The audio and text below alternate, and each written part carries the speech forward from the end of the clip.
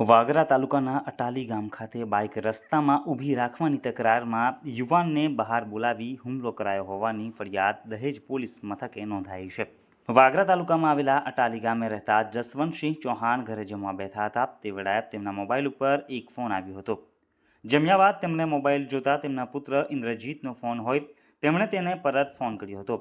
જોકે 5 ફોન કરવા છતાં તેમના પુત્રએ ફોન ઉપાડ્યો ન હતો, જેથી ગામના તળાવની પાળ પાસે ચોતરા ઉપર પહોંચતા અખોડ ગામના જીવાભાઈ દૂધવાળાએ તેમને આવીને જણાવ્યું હતું કે તળાવની પાળની બાજુમાં આવેલા ગ્રાઉન્ડમાં કોઈ બચાવની બૂમો પાડી રહ્યું છે, જેથી તેઓએ ત્યાં જઈ જોતા તેમનો પુત્ર ઇન્દ્રજીત જ લોહીલુહાણ હાલતમાં પડેલો જણાયો હતો.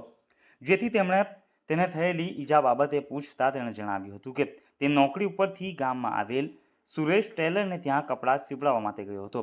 તેણે પોતાની ગાડી ત્યાં ઊભી રાખી હતી. તે વેળાએ તેમના ગામનો જ પિયુષ મનહર વૈરાગીએ તેની પાસે આવી મારા રસ્તામાં કેમ ગાડી ઊભી રાખી છે, તારા બાપનો રસ્તો છે તેમ કહી ઝઘડો કરી તારા ત્યાં ભાગી નાખીશ તેવી ધમકી આપી જતો રહ્યો હોવાનું ફરિયાદમાં આક્ષેપ કરાયો છે.